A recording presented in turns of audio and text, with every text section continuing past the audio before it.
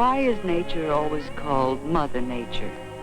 Perhaps it's because, like any mother, she quietly manages so much of our living without our ever realizing there's a woman at work. Why, right from the beginning, we breathe and sleep and wake up with no more conscious planning than we used in sprouting teeth. Mother Nature controls many of our routine bodily processes through automatic control centers called glands. The story of menstruation really begins with one particular gland. It's located here at the base of the brain, and it's called the pituitary gland. In our childhood years, this pituitary gland concentrates on producing growth hormones, busy little messengers which circulate through the bloodstream. They order the various bones and tissues to get growing. And as a girl grows up from blocks to dolls to books, that means her body is obeying the orders issued by the pituitary gland. Of course, these orders vary among different girls.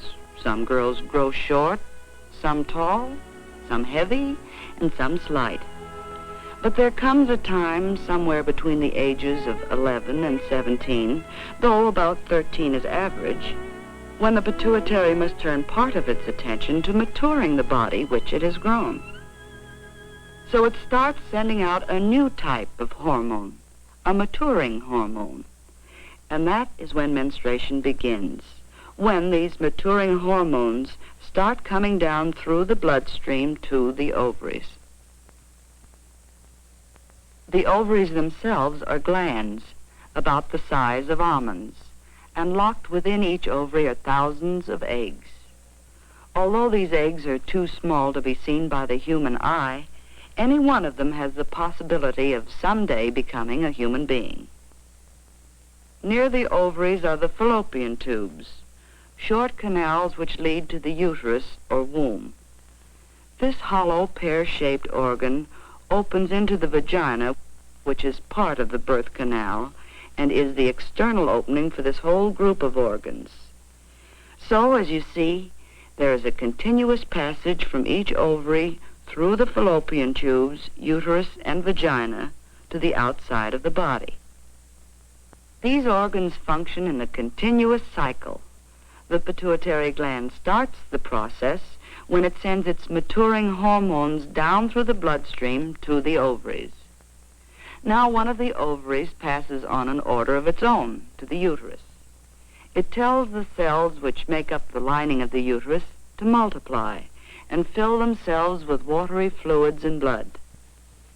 This begins to build up a thickened lining of somewhat velvety material. At the same time, an ovary has been maturing an ovum or egg, which is magnified here so that we can see it. About once a month, one of these tiny eggs passes out of the ovary and finds its way into a fallopian tube, where it moves along toward the uterus. If the egg is impregnated, which happens when a woman is going to have a child, the egg will stay within the uterus. Then the thickened lining will provide nourishment for the budding human being through the early days of its development. However, most eggs pass through the fallopian tubes without being fertilized. When this happens, there's no use for that potential nourishment in the built-up lining of the uterus. And so, in a few days, it passes from the body. This is the flow which we call menstruation. So, as we see now, menstruation is just one routine step in a normal and natural cycle that is going on continuously within the body. The time between periods is usually about 28 days. However, it may be shorter for some girls, longer for others. The flow itself may last anywhere from 3 days to 7. Yet each of these different schedules may be normal. For just as the pituitary gland orders some girls to grow short, some tall, some heavy, and some slight, so its orders about menstruation may differ widely among normal women. The important thing is that you should be fairly regular within yourself. Of course, a girl may be irregular during the first year or so, but after that, When her system is settled down into a routine, her period should always be about the same number of days apart and last about the same length of time. Try not to throw yourself off schedule by getting overtired, emotionally upset, or catching cold. And if your timing goes seriously wrong, or you're bothered with severe cramps or headaches, you should have a talk with your doctor. Of course, you'll want to keep a personal calendar. Mark the first day of each period and check to see that there are about the same number of days between periods. It's not only a useful record of past performance, but it comes in handy when you have to plan ahead. This calendar appears in an interesting booklet called Very Personally Yours. This booklet has been prepared to enlarge upon what you learn from this brief film. Among other things, the booklet explodes that old taboo against bathing during your period. Not only can you bathe, you should bathe. Because during menstruation, your perspiration glands are working overtime. Just be careful to avoid either very hot water or very cold water. In fact, it's not a good idea at any time to shock your system with extremes, any more than to let yourself get chilled or to catch cold. And as for the old taboo against exercise, that's nonsense. Exercise is good for you during menstruation. Just use common sense. When you come to think of it, most of your daily routine is on the mild side. It's going to extremes that's wrong and to be avoided. Even tempered. You can do practically everything you normally do.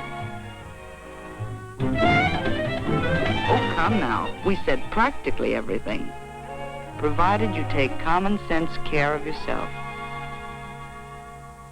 Exercises to relieve cramps are illustrated in the booklet. Try them. With the guidance of a qualified person, you may find they help.